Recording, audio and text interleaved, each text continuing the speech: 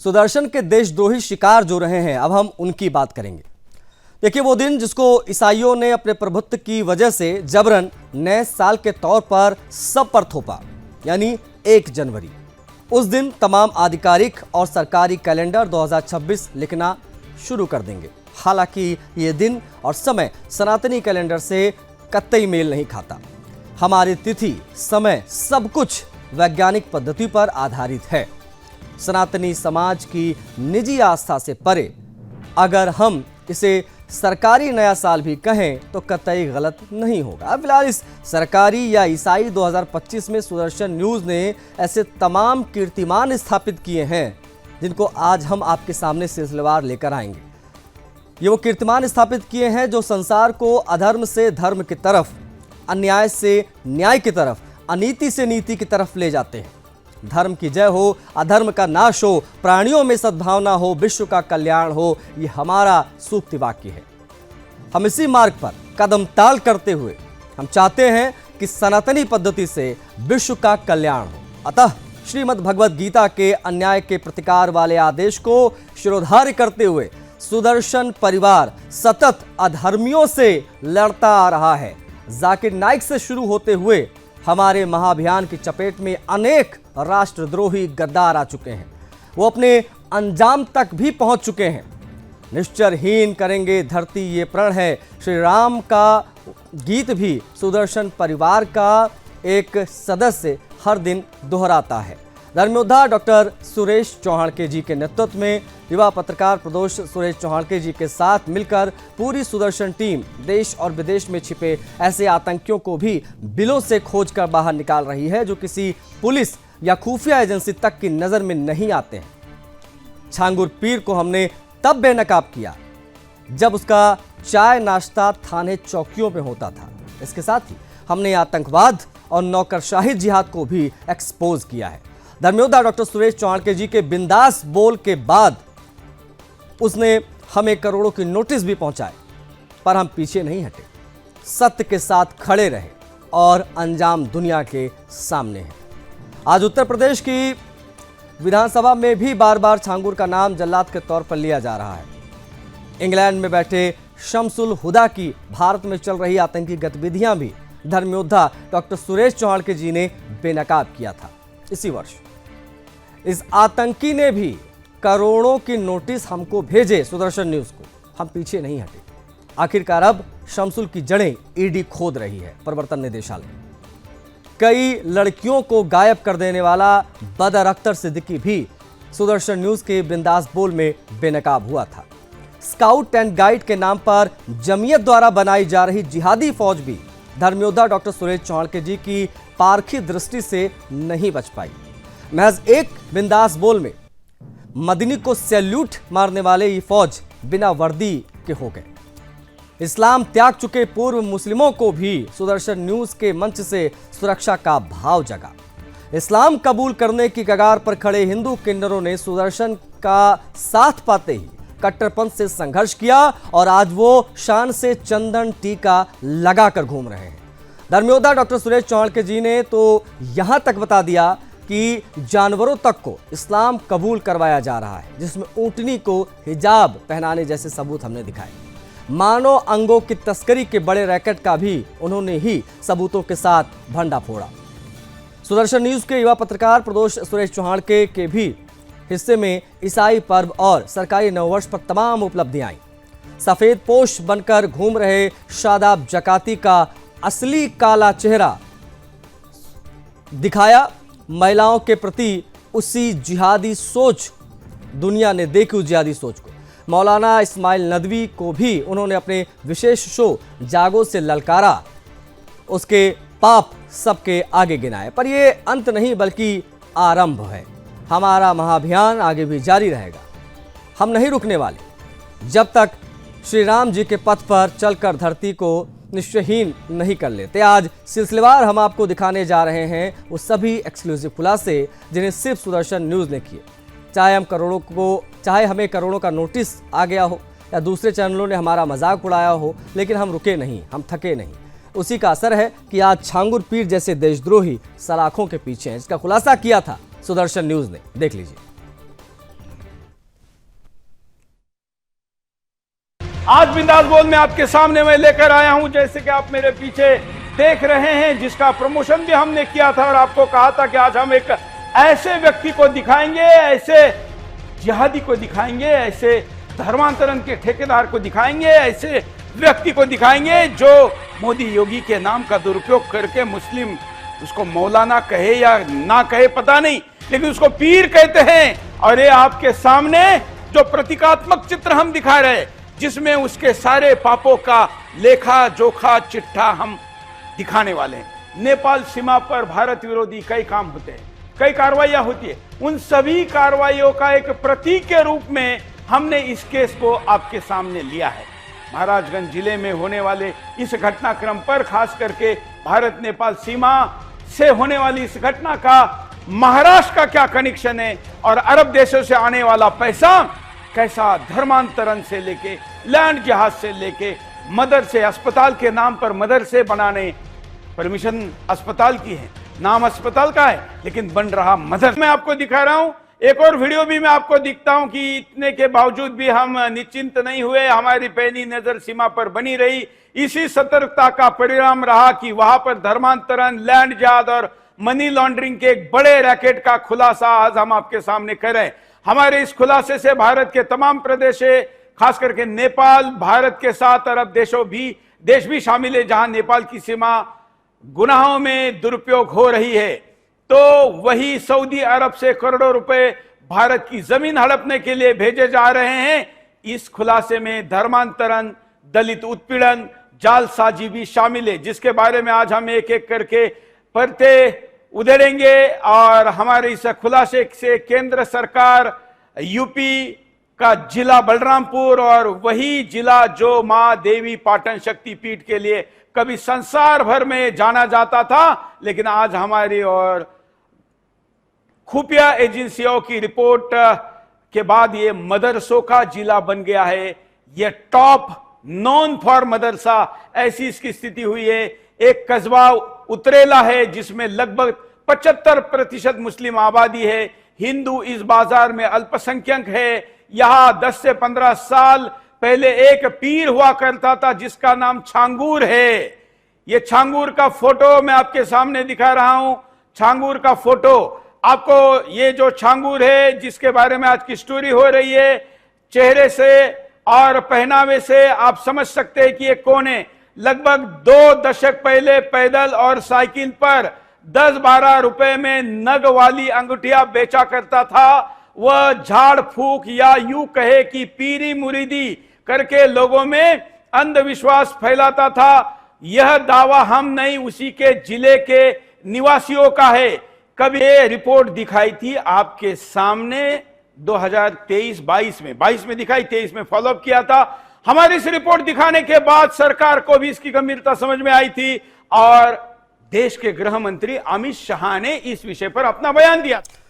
1 जनवरी से लेकर 31 दिसंबर 2025 यानी आज के दिन तक सुदर्शन न्यूज पर जिस प्रकार से देशद्रोही बेनकाब हुए हैं, एक एक करके उनकी जानकारी हम आप तक पहुंचा रहे हैं। अभी आपने देखा धर्मेंद्र डॉक्टर सुरेश चौहान जी ने किस प्रकार से छांगुर को एक्सपोज किया था, किस प्रकार से वो बलरामपुर के उतरौला में बैठकर पूरा नेटवर्क चला रहा था अपना, किस प्रकार से उसके ऊपर कार्रवाई हुई वो आज सलाखों के पीछे। लेकिन कहानी यहाँ खत्म नहीं हुई, तो बस एक शुरुआत है। अब हम आगे बढ़ेंगे, आपको शमसुल हुदा नाम के एक देशद्रोही के बारे में बताएंगे। आप जान पाएंगे कि कितना बड़ा गद्दार था हिंदुस्तान का।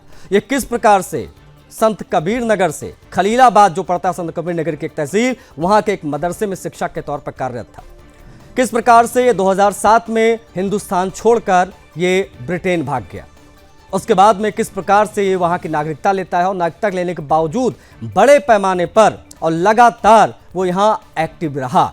यहाँ के मदरसे में बतौर शिक्षक उसको दिखाया गया और यहाँ से लगातार वो तनख्वाह उठाता रहा। कई बड़े खुलासे शमसुल हुदा को लेकर हमने किए, हमको लगातार नोटिस आते रहे, लेकिन हम रुके नहीं, हम आगे बढ़ते रहे। अब आपको बिना किसी देरी के हम शमसुल हुदा से संबंधित वो खुलासा दिखाएंगे ताकि आप समझ पाएं कि ये कितना बड़ा गद्दार, कितना बड़ा देशद्रोही था। देख लीजिए। नमस्कार, मैं हूं सुरेश चौहान के और आप देख रहे हैं आपका बिंदास बोल, जिसमें आपके सामने आज हम एक बड़ा खुलासा कर रहे हैं। जो कि आप मेरे पीछे ये देख रहे हैं, ये एक ऐसा खुलासा है जिसको हमने कहा है हिंदुस्तान का हाफिज शहीद। लोग ऐसा क्यों कह रहे हैं ये भी बताएंगे। और आपको पता होगा, इसी स्टूडियो में खड़े होकर कुछ ही समय पहले हमने करीब 7-8 महीने पहले आपके सामने छांगूर का खुलासा किया था।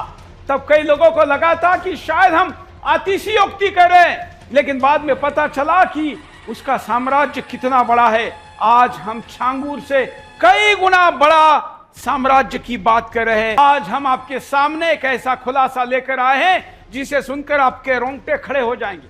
यह कोई साधारण कहानी नहीं है, यह कहानी है हिंदुस्तान के सबसे बड़े राज्य उत्तर प्रदेश के आजमगढ़ की। आजमगढ़ पर जोर इसलिए दे रहा हूं कि इसे आतंक का गढ़ भी कहा जाता था।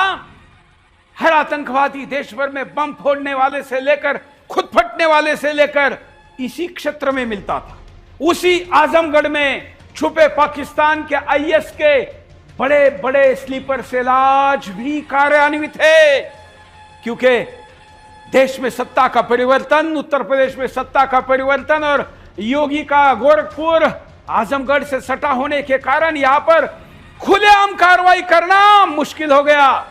यहां के आतंकवादियों ने इंपोर्ट करना शुरू किया आतंकवाद को, और आतंकवाद अब आजमगढ़ में तो नहीं कर सकते, इसलिए दुनिया के दूसरे देशों में पहुंचकर वहां ये आतंकवादियों के उस्ताद बनने लगे। और भी कई घटनाएं, लेकिन जिस घटना पर मैं आज आपके सामने बढ़ रहा हूं, यह आजमगढ़ में छुप के पाकिस्तान के आईएस के हेडक्वार्टर की है।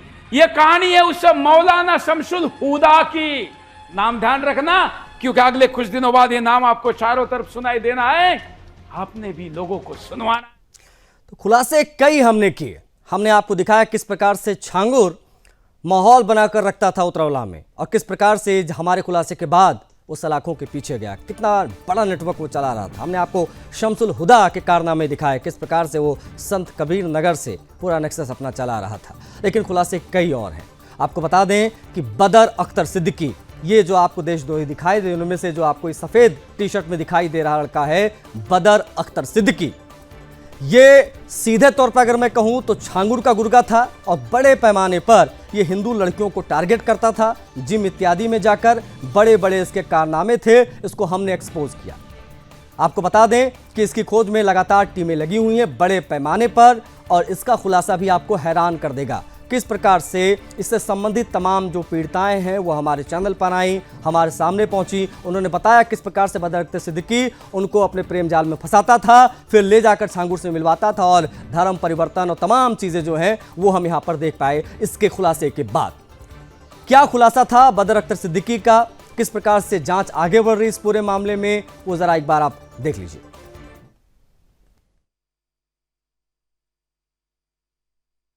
का बिंदास बोल लेकर मैं आपके सामने खड़ा हूं। छांगूर का ये जो काला चेहरा और काला नाम करने वाला नमूना है, जिसका 10 महीने पहले हमने खुलासा किया था, आज इस पर एक और नया खुलासा लेकर मैं आपके सामने उपस्थित हूं। आज मैं आपको बताऊंगा कि इसने न केवल गरीब लोगों को धर्मांतरित किया, गायब किया, प्रताड़ित किया, बल्कि मैं आज आपको बताऊंगा न्यूज चैनलों में काम करने वाली लड़कियां, एयर होस्टेस, उच्च शिक्षा लेने वाली लड़कियां और प्रभावी लोगों को भी इसने गायब कर दिया है। इसके जो चेले चपाटे और जो भी पूरी फोर्स थी वो इतनी प्रशिक्षित और इतनी प्रभावी थी कि बड़े बड़े लोगों से संपर्क रखने वाले लोग भी इसके चंगुल से अपने आप को बचा नहीं पाए। छांगूर का गुर्गा बदर, ये बदर बना और हिंदू बेटियों का सौदागर भी बना, और ऐसे में इसने क्या क्या किया वो भी हम आपको दिखाएंगे। लेकिन बिंदास कविता से आगे बढ़ते, भारत की नारी को उसने घर की खेती मान लिया, नीतू को नरसिंह बनाकर सबको वैसा जान लिया। पापी बदर की करतूतों से मानवता भी रोती है, वामपंथ की टोली अब तक न जाने कहां पे खोई है। तुमने कुछ पैसों के खातिर मासूमों को नोचा है, किसी के घर की मर्यादा को अरब मुल्क में बेचा है। बहन बेटियां तेरी भी है, पर तू तो एक जहादी है। बातों का तू भूत नहीं, बस लातों का आदि है। छांगुल तेरी बर्बादी में निश्चित हाथ हमारा है। हम रण क्षेत्र से मिले हैं उसको जिसने ललकारा है। हमें नोटिस भेजकर 100 करोड़ की नोटिस भेजकर सुदर्शन पर कार्रवाई की मांग करने वाला छांगुर, हमसे पंगा लेने वाला जाकिर नाइक तक इस देश में रह नहीं पाया है। तो देखा आपने, कई हिंदू लड़कियों को गायब कर देने वाला बदर अख्तर सिद्दीकी कैसे बिंदास बोल में एक्सपोज हुआ, बेनकाब हुआ। लेकिन हम यही नहीं रुके, ये पूरे साल कार्रवाई चलती रही सुदर्शन न्यूज की। स्काउट एंड गाइड के बारे में बात करना बहुत आवश्यक है। स्काउट एंड गाइड, जी हाँ, स्काउट एंड गाइड के नाम पर जमीयत द्वारा बनाई जा रही जिहादी फौज भी धर्मयोद्धा डॉक्टर सुरेश चौहान जी के द्वारा एक्सपोज की गई। उनकी पारखी दृष्टि से बच नहीं पाए। महज एक ही बिंदास बोल में मदनी को सैल्यूट मारने वाले ये फौज बिना वर्दी के हो गए। किस प्रकार का था ये पूरा खुलासा, किस प्रकार से हमने किया स्काउट एंड गाइड को एक्सपोज, देखिए जरा एक बार। देशभक्ति हर बच्चे को स्कूल में, हाई स्कूल में सिखाने के लिए स्काउट एंड गाइड बनाया गया। हमें इस संस्था पर अभिमान है, गर्व है, सम्मान है। लेकिन इस संस्था को भ्रमित करके देश की एक बड़ी कट्टरपंथी जिहादी संस्था जमाते इस्लामी ने इसमें घुसपैठ की। और जैसे कि आप यहां पर देख रहे हैं, और भी मैं कई वीडियो दिखाऊंगा, स्काउट एंड गाइड को जिहादी फौज बनाने का षड्यंत्र किया है। और इसलिए आज मैं आपके सामने बिंदास में कहूंगा, स्काउट के नाम पे अब तो फौज खड़ी कर डाली है। उन पर क्या विश्वास करें हम, जिनकी नियत ही काली है। दाढ़ी टोपी पहन के वो तो फौजी बनकर घूम रहे हैं। हरे रंग का झंडा सारे अपने होठों से चूम रहे हैं। वही जमीयत वहां खड़ी है जिस पर हलाल का दाग लगा है। जहां जिहादी मदनी ने फर्क दिखाया हमने हरदम उसकी कथनी और करनी में। बस मैं खुलकर आगे आया हूं। संकट में फिर से देश हमारा है, धर्म की खातिर सर्वस्व समर्पित है, इतना ही संदेश हमारा है। मित्रों, जब हम मां भारती के आत्मसम्मान पर चोट की जाती है, तब हमें उसकी गूंज सुनाई देती है और उसे दबाना हमारा कर्तव्य बन जाता है। अभी कुछ समय पूर्व पूरा देश देख रहा था कि पॉपुलर फ्रंट ऑफ इंडिया मतलब पीएफआई पर प्रतिबंध लगा, क्योंकि कट्टरवादी आतंकवादी समर्थक संगठन माना जा रहा था। लेकिन मैं आज आपके सामने खुलासा करने जा रहा हूं एक भयानक साजिश का, सीधे आपके नैनीहालों युवाओं, भविष्य की पीढ़ियों को जिहादी फौज में ढालने का षड्यंत्र है। जी हां, आप सुन नहीं रहे हैं, पुनः बताता हूं, आपके बच्चों को, इस देश के भविष्य को जिहादी आतंकवादी बनाने का षड्यंत्र है। और कौन कर रहा है? वही संस्था जिसे आप स्काउट और गाइड कहते हैं, जिसने देशभक्ति, सेवा भावना और अनुशासन के आदर्शों को पैदा किया था। करना ही चाहिए था, हम भी स्काउट एंड गाइड में थे। लेकिन उसके नाम पर कथित कट्टर मौलाना लंबी दाढ़ी वालों को सलामी देते हुए स्काउट एंड गाइड के बच्चे दिख रहे। हथियार चलाने की ट्रेनिंग देती है, जिहाद की तैयारी करती हुई एक झूठी फौज खड़ी की जा रही है। वर्दी उसी की, सलामी उसी की, मतलब स्काउट एंड गाइड की, लेकिन चलता फिरता वही। फर्क सिर्फ इतना है कि हाथों में झंडा बदला गया है। पहले पीएफआई का झंडा था, अब जमाते उलेमाए हिंद का झंडा है। बच्चों से लेकर बूढ़ों तक हर उम्र के लोग स्काउट नाम की आड़ में भर्ती किए जा रहे, हथियारों की ट्रेनिंग ले रहे। अगर ये सच है तो यह विश्वासघात है। इस भगवा संस्कृति पर, इस राष्ट्र पर, इस भारत मां के प्रति, और हैरानी की बात है, यह सब कुछ हो रहा है, न किसी ने रोका है, न किसी की नजर पड़ी है, न किसी ने पूछा है कि आखिर ये कैसे हो रहा है। क्या ये स्काउट कैंप्स सरकारी अनुमति से लगे हैं?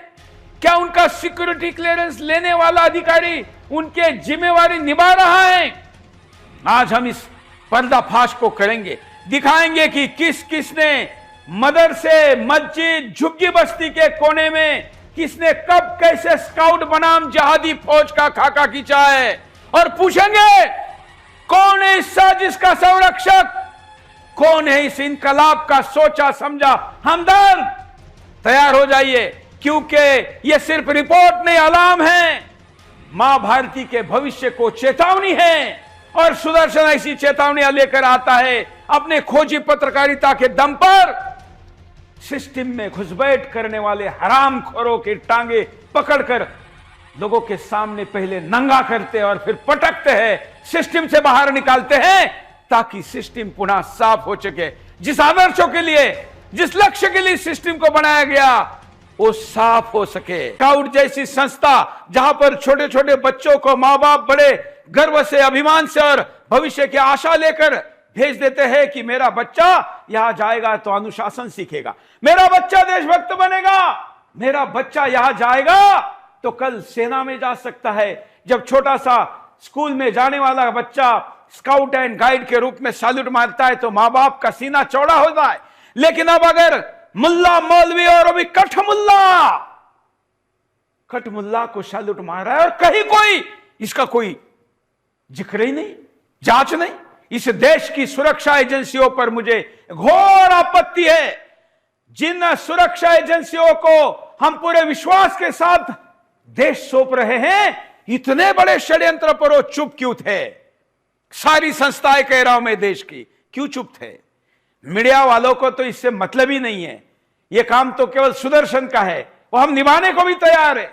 लेकिन खुफिया एजेंसियां कहां थी जब स्काउट एंड गाइड में इतनी बड़ी घुसपैठ हुई? ये देखिए, ये क्या है? इनके चेहरे देखिए, इनकी दाढ़ियां देखिए, कटी हुई मूछ देखिए, और इतना ही नहीं, लगे हुए झंडे भी देखिए। ये किसके साथ फोटो खिंचवा रहे हैं और तिरंगे के साथ कौन सा झंडा लगा है? अब तो बहुत कुछ दिखाऊंगा मैं। अब ये देखिए, ये क्या है? ये बीच में कौन खड़े हैं जो कहते हैं कि हम वंदे मातरम नहीं कहेंगे, जो कहेंगे कि कह रहे हैं कि वंदे मातरम कहा लोगे तो जिहाद करेंगे। इन्होंने अपना जमीयत का अलग से स्काउट के इतर गीत भी बना दिया है। मतलब हो क्या रहा है भाई इस देश में? क्यों लगाई जाती है करोड़ों रुपए खर्च करके यह संसद? क्यों इतने बड़े बड़े अधिकारियों को लाखों करोड़ों रुपए की सैलरी दी जाती है? खुफिया एजेंसियों का खरबों का बजट होता है। आपने देखा किस प्रकार से स्काउट एंड गाइड की आड़ में एक जिहादी फौज तैयार की जा रही है। इसका खुलासा धर्मेंद्र डॉक्टर सुरेश चौड़के जी ने किया। लेकिन अब आपको एक और महत्वपूर्ण और बड़ा खुलासा आप बताएंगे और दिखाएंगे ताकि आप समझ पाएं। जिस बॉलीवुड फिल्मों में आप ख्वाजा मोइनुद्दीन चिश्ती की अजमेर वाली दरगाह के बारे में तमाम कहानियां सुनते थे, उनके बारे में तमाम अच्छी अच्छी बातें फिल्मों में दिखाई जाती थी, वहां को लेकर जब खुलासा हमने किया तो लोग हैरान हो गए। वहां पर क्या हो रहा था, किस प्रकार से हिंदू द्रोह वहां पर दिख रहा था, किस प्रकार से सम्राट पृथ्वीराज चौहान को चरित्रहीन वहां का मौलाना बता रहा था, ये खुलासा जब हमने किया तो आंखें खुली की खुली रह गई। देख लीजिए। 25 तोहफों की सलामी की बात ख्वाजा को, अजमेर शरीफ को, वो भी भारत की धरती पर। क्या हम अभी भी गुलाम हैं? क्या ये वही भारत है जहां राम मंदिर के उद्घाटन पर कुछ लोग बौखला उठते हैं, पागल कुत्तों ने काटा ऐसे मानकर सुअरों की तरह गंध फैलाते हैं, लेकिन ख्वाजा के दरगाह पर 25 बार बारूद दागा जाता है तो मौन साधे रहते हैं। हम बात करने जा रहे हैं भारत की उसी चुप्पी पर जो असहनीय हो गई है, अपमानजनक है और राष्ट्र के स्वाभिमान के विरुद्ध 800 साल पहले मरे एक सूफी को आज भी 25 तोहफों की सलामी पर है। जबकि इसी राजस्थान में महाराणा प्रताप, इसी हिंदुस्तान में छत्रपति शिवाजी महाराज, इसी भारत में रामकृष्ण परमहंस, स्वामी विवेकानंद जैसे सपूतों को कोई सलामी नहीं दी जाती है। और सबको चौंकाने वाली बात, यह परंपरा शुरू की थी एक पाकिस्तानी ने, नाम था अब्दुल सत्तार। पेशावर के व्यक्ति ने, मतलब पाकिस्तान से आया बंदा हिंदुस्तान में तोप चलाने की परंपरा शुरू करता है और हमारे यहां के लोग आंख मूंद कर उसका पालन करते हैं। क्या यही स्वतंत्र भारत है? ये सवाल सिर्फ धार्मिक नहीं है, ये राष्ट्र की अस्मिता का सवाल है। ये परंपरा नहीं, ये पराजय का प्रतीक है। ये सम्मान नहीं, ये राष्ट्र के शौर्य का अपमान है। ये कोई मजहबी परंपरा नहीं है, ये मुगल मानसिकता का जीता जागता प्रमाण है, जो आज भी भारत की मिट्टी पर राज कर रही है, हमारी आंखों के सामने कर रही है। आपत्ति की बातें कही है, लेकिन प्रमुख बातें हैं गौरी ने जिसको चालू किया। सम्राट पृथ्वीराज चौहान, जिनका हिंदुस्तान ही नहीं आज के हिसाब से कई देश जिस नक्शे में आते हैं उसके सम्राट थे, उनकी मजाक उड़ाई जाती है, उनके परिवार की महिलाओं के बारे में अपशब्द बोले जाते हैं। मुझे तो राजस्थान के वीरों की इस भूमि का वर्तमान जो वंश पीढ़ी है उनके ऊपर तरस आता है कि आखिर इतना सब कुछ हो रहा है और वो चुप क्यों है। लेकिन मैं तो चुप नहीं रहूंगा। हमारे महापुरुषों का अपमान करने वालों, यह सुदर्शन का मंच है, ये किसी को नहीं छोड़ेगा। प्रश्न उठाता हुआ जो कि महाराणा का अपमान कर रहे, जो महापुरुषों का धिक्कार कर रहे, जो अपने कव्वालियों में जो अपने वहां पर। तो देखा आपने हमने किस प्रकार से अजमेर से लेकर किस प्रकार से छांगुर और किस प्रकार से शमसुल हुदा और बदर अख्तर को जो हमने एक्सपोज किया वो आपको दिखाया। लेकिन ये फहरिस्त, ये लिस्ट यहीं खत्म नहीं होती। ऐसे तमाम देशद्रोही गद्दारों की लिस्ट है हमारे पास जिनको हमने एक्सपोज किया, वो आपको दिखाएंगे। इस्लाम कबूल करने की कगार पर खड़े कुछ हिंदू किन्नरों ने सुदर्शन का साथ पाते ही कट्टरपंथ से संघर्ष कैसे किया, आज वो शान से चंदन टीका कैसे लगाकर घूम पा रहे हैं, ये आपको जरूर देखना चाहिए। धर्मयोद्धा डॉक्टर सुरेश चाणक्य जी ने किस प्रकार से बताया कि यहाँ पर इनको कन्वर्ट करने की कोशिश हो रही थी और इस खुलासे के बाद उनको कितनी बड़ी राहत मिली। एक बार जरा देखिए खुलासा। किन्नरों के इस्लामीकरण से, और कहूंगा किन्नर भी नहीं बचेंगे मजहब की हरी छाया से। हिंदू अब भी घिरा हुआ है यश वैभव की माया से। श्री रामचंद्र से आशीष मिला था, इस समाज को त्रेता में तुम तो उलझ गए हो, लेकिन बॉलीवुड की अभिनेता में तलवारों के घाव सह रहे औरंगजेब के पिल्लों से मुर्गे वाली मां घिरी हुई इन भूखे काले बिल्लों से। देव में नहीं आस्था जिनकी, वो मंदिर की सीढ़ी चढ़ते हैं, जबकि घर में वो 5 बार अपनी नमाज को पढ़ते हैं। नेक का पैसा जो भी मिलता उससे जिहाद ही होता है। हमें देखना है कि अब भी पुरुषार्थ कहां तक सोता है। हिंदू, आपके पुरुषार्थ को चुनौती है। आपने हर अबला का समर्थन करना चाहिए, रक्षा करनी चाहिए। ये इसके लिए आपको पौरुष ईश्वर ने दिया है। हमारे किन्नरों की रक्षा ये समाज का कर्तव्य है। लेकिन मूर्ख हिंदू ना अपनी बेटी को लवजात से बचा पा रहा है, ना अपने किन्नर समाज को धर्मांतरण के आंधी से बचा पा रहा है। जिस भारत भूमि को ऋषियों ने तप के पावन किया, जहां नारी, पुरुष और तीसरे लिंग तीनों को देवतुल्य माना गया, आज उसी भारत में किन्नरों पर इस्लामीकरण का काला पंजा पड़ा है। जी हां, अब हिंदू किन्नरों को भी जबरन इस्लाम करवाया जा रहा है कबूल। तलवार की नोक पर गली मोहल्ले में घुसकर पैसों की लालच या जान से मारने की धमकी देकर, दिल्ली से लेकर प्रयागराज, मुजफ्फरनगर से सीतापुर, प्रतापगढ़ और अब महाराष्ट्र के विदर्भ के अमरावती तक ये कट्टरपंथी गैंग हिंदू किन्नरों को चुनकर निशाना बना रहे।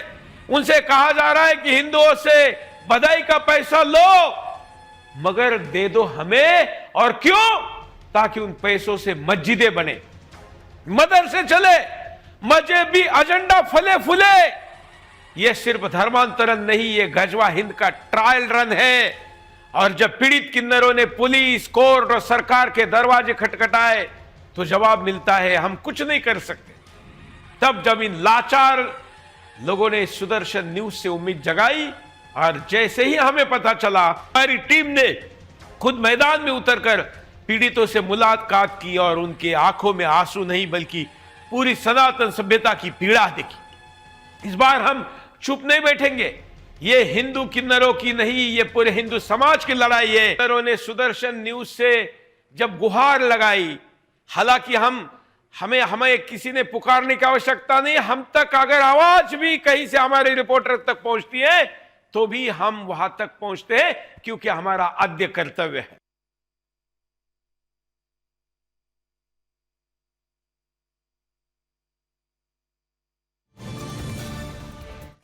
तो देखा आपने किस प्रकार से सबूतों के साथ धर्मयोद्धा डॉक्टर सुरेश चौहान जी ने इन तमाम देशद्रोहियों का भंडाफोड़ किया।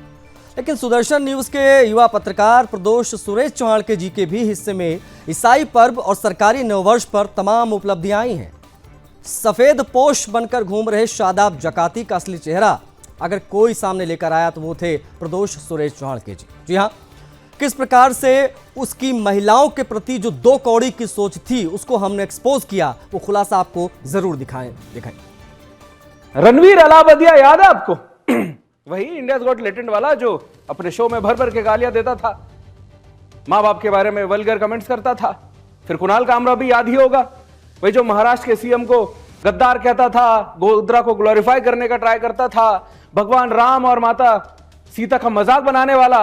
और मुनव्वर फारूकी तो याद ही होगा, वो भी सेलिब्रिटी बन गया है बिग बॉस के बाद। ऐसे ना जाने कितने वर्चुअल शैतान समाज में गंदगी फैलाते रहे हैं। कुछ का हिसाब तो कर दिया गया और कुछ ग्लैमर वर्ल्ड की रंगीन दुनिया में सेट हो गए हैं। अब आप चाहे तो इसे दुर्भाग्य कहे या बदलते दौर में गुम होते संस्कार, लेकिन यही कड़वा सच है। सोशल मीडिया की चकाचौंध में गुम हो जाते हैं, स्क्रॉल करते जाते हैं, अनंत काल तक कोई समय की उसमें वो नहीं देखते हम। कंटेंट की मंडी में सब चलता है, हंसी ठहाके, गाली गलौज, लेकिन यहीं पर पनप रहे कुछ समाज की सोच को कुंठित और भ्रमित करने वाले कीड़े। इनकी सोच यही है कि अपना काम बनता, भाड़ में जाए जनता। ये कंटेंट के नाम पर अश्लीलता परोस रहे हैं और फिर यही अश्लीलता कैजुअल हो जाती है, न्यू नॉर्मल हो जाती है। लोग इसे फॉलो करते हैं, कॉपी करते हैं, घर में, समाज में, स्कूल में। ये एक बहुत बड़ा खतरा बन जाता है। ये जिम्मेदारी हमारी है कि हम अपने बच्चों, परिवार, समाज, दोस्तों, देश को इस गंदगी से बचाए, जगाए। तो अक्सर नोटिस किया होगा कि आप रील्स देख रहे हो और अचानक आपका बच्चा आ जाए या कोई और आ जाए तो स्क्रॉल कर देते, हम रोक देते हैं उसको, क्योंकि आपके मन में यह डर होता है कि अचानक इस वीडियो में कुछ ऐसा गलत ना दिख जाए जो आपके बच्चे के लिए ठीक ना हो। लेकिन कभी सोचा है कि कंटेंट की इस गंदी मंडी को कब तक बचा पाएंगे आप? अकेले में आपका बच्चा क्या देख रहा होगा? आज के डिजिटल दौर का यह बड़ा संकट है। इस समाज को प्रदूषित करने वाले इन खलनायक से आपको मिलवाएंगे। लेकिन सबसे पहले आप इस विषय की गंभीरता को एक बार समझ लीजिए। 10 रुपए वाली बिस्कुट कितने की दिया, याद आया? अरे वही 1.5 टांग वाला जो लंगड़ाता हुआ इधर उधर मंडराता फिरता है, गली मोहल्ले, बाजारों, दुकानों में मुंह मारता घूमता है, उल्टी सीधी बातें करता है। अरे वही जो जिसके रील्स देखकर आप हंसते हैं, आप भी, आपके बच्चे भी, उसको लगता है वो बड़ा सेलिब्रिटी बन गया है। नाम है शादाब जकाती। इसकी कॉमेडियन वाला रूप तो आपने अब बहुत देख चुके होंगे, लेकिन आज हम आपको उसका एक विकृत रूप दिखाने जा रहे हैं। हमारे हाथ शादाब जकाती का एक ऐसा वीडियो हाथ लगा है जिसे देखकर आपको गुस्सा भी आएगा और कहीं ना कहीं चिंता भी होगी कि भाई रील की दुनिया का नया सितारा बन चुका जकाती का असली रूप तो बड़ा खतरनाक है भाई। उस जिहादी की नजर आपके, हमारे छोटी बेटियों पर है, घर की औरतों पर इस जाहिल जकाती की गंदी नजर है। नहीं समझे ना? आपको लगता होगा कि बेचारा गरीब आदमी था, बड़ी मेहनत करता होगा। नहीं भाई, आप समझे ही नहीं। अब सुदर्शन न्यूज की एक विस्फोटक सीरीज हम आपको दिखाएंगे। आप समझ पाएंगे सौदा इंसान क्या था। आज समझ पाएंगे किस प्रकार से मानव अंगों की तस्करी हो रही थी। हिंदुस्तानियों के मानव अंगों को इस्लामी देशों तक पहुंचाया जा रहा था। यह खुलासा जब हुआ तो दुनिया हिल गई। जरूर आप देखिए कि आखिर ये क्या था, किस प्रकार से इसको एक्सपोज हमने किया। मानव अंगों की तस्करी किस प्रकार से बड़े रैकेट के रूप में हिंदुस्तान में कार्य कर रही थी, देखिए जरा। अंगों का सौदा पापी गिरोह ने कर डाला, किसी के आंखें के बदले अपनी झोली भर डाला। आंखें मूंद रहे थे सारे, इतनी गहरी साजिश से बारूदों के ढेर लगे थे, पास खड़े थे माचिस के। कोक किसी की सुनी की, किसी का भाई छीना है। किसी पिता के रोते देखो, छलनी उसका सीना है। दिल, गुर्दा, किडनी उनकी बाजारों में बिकती है। काले धंधी की ये बोली अरबों पे जाकर टिकती है। मैं खामोश नहीं रह सकता। संघर्ष हमारा नारा है, सजा उसे तो पानी होगी जो मासूमों का हत्यारा है, जो मासूमों का हत्यारा है। हर घंटे 88 लोग भारत से गायब हो जाते हैं। हर दिन यह संख्या 2130 से ज्यादा लोग गायब होने की है और हर साल यह आंकड़ा 7,70,000 से ज्यादा लोगों के गायब होने का है। बिना कोई निशान छोड़े इस धरती से गायब हो जाते हैं। ये आंकड़े नहीं है भाइयों बहनों, ये भारत माता की चीख है। आज का सवाल है, भारत की बेटियां और बच्चे कहां जा रहे हैं? कौन है जो इन्हें चुरा ले जा रहा है, उड़ा ले जा रहा है, गायब कर रहा है? कौन है जो उन मासूमों के चेहरे को काला दाग लगा रहा है? और याद रहिए, यह कोई सामान्य न्यूज शो नहीं है, यह भारत की आत्मा का मुकाबला है और मैं आज इस मुकाबले का अभियोजक हूं। आज मैं आपको एक ऐसा सत्य बताने जा रहा हूं जो संभवतः बड़े बड़े लोग जानते हैं लेकिन बोलते नहीं है। क्यों नहीं बोलते? ये सवाल तो उनसे मैं पूछूंगा ही इन 4 एपिसोड में, लेकिन आज मैं आपके सामने, यह एक मनुष्य का शरीर है। हर घंटे 88 लोग गायब होते हैं और उनमें से किसी एक का यह शरीर होगा। इस शरीर के अगर अंगों के रेट आप देखेंगे तो वैसे तो कोई गांव की महिला या किसी शहर का कोई अपराधी किसी छोटे बच्चे या इंसान को कुछ 1000 रुपए में चुरा कर लेकर जाता है। कभी नौकरी के नाम पर, कभी डराकर, कभी नशा देकर, कभी दवाई देकर, या कभी भ्रमित करके, या कभी लव जहाद का शिकार करके भी।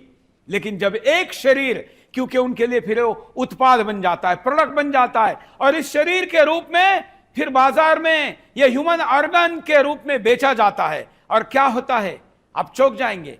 वैसे 30, 40, 50 हजार, 1 लाख में चुराया गया हुआ व्यक्ति या प्रेम के नाम पर लव जहाज में फंसाई गई लड़की इस शरीर के रूप में बेची जाती है। तब आप देखिए कितना महंगा है। मैंने यहां पर MRP बताई है और ये सारे आंकड़े सुरेश चौहान के नहीं, गैर कानूनी इनलीगल ट्रैफिकिंग मार्केट के, इनलीगल ऑर्गन ट्रेडिंग के आंकड़े गूगल पर भी अवेलेबल है। अब आपको एक और खुलासा हम दिखाने जा रहे हैं और यह खुलासा बेहद महत्वपूर्ण है। यह मामला भारतीय जनता पार्टी से जुड़ा है। जी हाँ, पंडित दीनदयाल उपाध्याय, वो शख्सियत जिनके विचारों को लेकर मौजूदा केंद्र सरकार, भारतीय जनता पार्टी शासित तमाम राज्यों की सरकार उनके अंत्योदय वाले भाव को लेकर आगे बढ़ती है, उनकी तमाम योजनाओं को धरातल पर उतारने की कोशिश करती है, उनके सोच को धरातल पर उतारने की कोशिश करती है। वही पंडित दीनदयाल उपाध्याय कि बलिदान स्थल पर कैसे दरगाह रातों रात खड़ी हो गई, कैसे अंधविश्वास का जाल वहां पर फैल गया, इसका खुलासा भी हमने किया। देखना चाहिए आप। सराय स्टेशन पर दयाल उपाध्याय जी के बलिदान स्थान पर जब मजार खड़ी हुई तो मैं कहने आया हूं कि दीनदयाल उपाध्याय जी भी आए। उनकी साजिश के घेरे में कितने जिहादी भरे हुए हैं आखिर उनके डेरे में। जहां हुए बलिदान मुखर्जी, वो कश्मीर हमारा है, पर जहां मिला शव पंडित जी का, अब वह चांद सितारा है। उनको प्रिय था वंदे मातरम, पर नमाज अब होती है। पक्का देवलोक में बैठी आत्मा उनकी रोती है। हमने बिगुल बजाया है, अब पाप नहीं सहने वाले हैं। लूटता देश देखकर हम तो खामोश नहीं रहने वाले हैं। मित्रों, जहां हुए बलिदान मुखर्जी, ये तो नारा सर्वश्रुत है, लेकिन जहां हुए बलिदान दीनदयाल, वो जमीन हमारी नहीं, भारत मां के उस लाल के लिए भी अब उर्स लगेगा। फूंक मारी जाएगी, प्लेटफॉर्म पर कव्वालियां गूंजेगी। बिंदास बोल में आज हम यही मुद्दा उठा रहे हैं जो देश का हर राष्ट्रभक्त पूछता चाहता है। क्या पंडित दीनदयाल उपाध्याय के बलिदान स्थल पर हजरत लाइन शाह दरगाह का कब्जा एक साजिश नहीं है, या उन्हीं को पंडित दीनदयाल उपाध्याय जी को ही हजरत शाह दिखाने की कोशिश है? पंडित दीनदयाल उपाध्याय जी का शरीर जहां पड़ा मिला था, जहां उनका बलिदान हुआ था, आज वहां कोई ना स्मारक है ना कोई प्रेरक शीशा, बल्कि वहां हरी चादरों और चमत्कारी फोकों का बाजार सजाए। वहां जालीदार टोपी ही टिकट है। जहां रेल नहीं अंधविश्वास की सवारी चलती है। ये कैसा राष्ट्र है जहां एक महापुरुष की शहादत को, बलिदान को झूठे करिश्मों की कहानियों में दबा दिया गया है। क्या एक दिन हमें यह भी बताया जाएगा कि दीनदयाल उपाध्याय जी ही लाहिंशाह थे? क्या उस देश में यह संभव नहीं है जहां कुछ भी हो सकता है, खास करके इस्लाम के नाम पर और मजहब के राजनीति के ताल पर?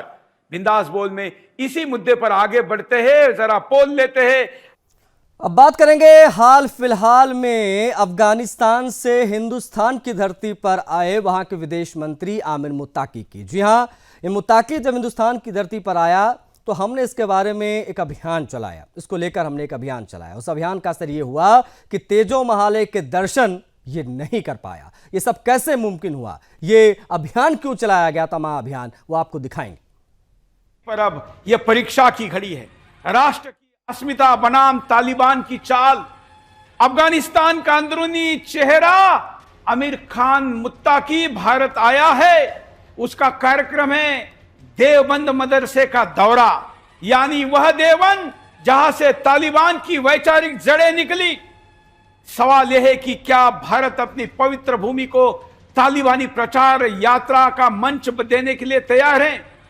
क्या भारत की धरती पर उस विचारधारा को सम्मान मिलेगा जिससे बामियान के बुद्ध उड़ा दिए गए, जिसने सिखों को निकाल दिया गया, हिंदुओं के मंदिर तोड़ दिए गए और औरतों को जंजीरें कस दी गई? यह कोई साधारण यात्रा नहीं है, यह वैचारिक पुनर्स्थापना की साजिश है। तालिबान चाहता है कि देवबंद फिर उसका वैचारिक प्रयोगशाला बने ताकि भारत में भी मुल्ला शासन की सोच जड़ें मजबूत की जा सके। भारत को राजनयिक नहीं, राष्ट्र नायक दृष्टि से सोचना होगा, साफ संदेश देना होगा। यह देश राम, बुद्ध और विवेकानंद का है, तालिबान का नहीं। यही पुकार है। तालिबान मंत्री को देवबंद जाने से रोको। मेरे इस मांग का आप समर्थन करें, इसके लिए मैं आपके सामने खड़ा हूं।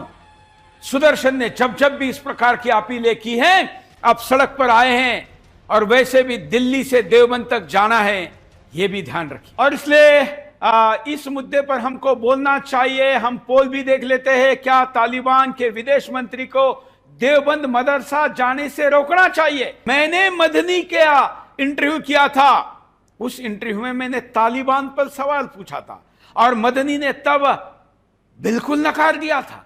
और आज मेरी बात कितनी सच थी यह साबित होने जा रहा है। 5 बार अल्लाह का नाम लेने वाले कितना अल्लाह के नाम पर झूठ बोलते हैं या फिर तालिबान के नाम पर झूठ बोलते हैं? मदनी को निश्चित तौर पर तालिबान बंदूक के नोक पर तो मिलने की बात नहीं कर रहा है ना। हालांकि उनकी बंदूकें जो किस तरफ तनती है, उसकी वैचारिक नींव मदनी के इस मदरसे से निकलती है, यही दुनिया जानती है। और वो अब एक तरीके से स्टैंप लगने वाला इस बात पर कि देवबंद का और अफगानिस्तान के तालिबान का रिश्ता है। भारत पहुंचे अफगानिस्तान के तालिबान शासन के विदेश मंत्री आमिर खान मुत्ताकी। यहां पर भी आमिर खान है, लेकिन आमिर मुत्ताकी हिंदुस्तान पहुंच चुके हैं। हिंदुस्तान पहुंचने का ही वैसे विरोध होना चाहिए था, लेकिन ये भारत सरकार की डिप्लोमेसी का हिस्सा हो सकता है, इसलिए हम उस नीति में नहीं जाते, क्योंकि विदेश नीति पर हम नहीं बोलते। लेकिन हमारा आपत्ति का विषय तालिबानी मंत्री ने देवबंद जाने का है, विश्व के सुन्नियों के सबसे कट्टर मदरसे पर। तो 1 जनवरी 2025 से लेकर आज इस वर्ष के अंतिम दिन तक हमने सिलसिलेवार तमाम देशद्रोहियों को बेनकाब किया। हमने छांगुर से लेकर मुत्ताकी तक आपको तमाम खुलासे दिखाए। इन खुलासों के बाद क्या असर हुआ वो हमने आपको दिखाया, ताकि आप समझ पाएं कि कितने देशद्रोही हैं। लेकिन यह अंत नहीं है, यह आरंभ है। ये 1 घंटे का समय कम पड़ गया, नहीं तो हमारे पास ऐसे कई खुलासे थे, कई ऐसे महाअभियान, इसको हम लगातार आगे बढ़ाएंगे।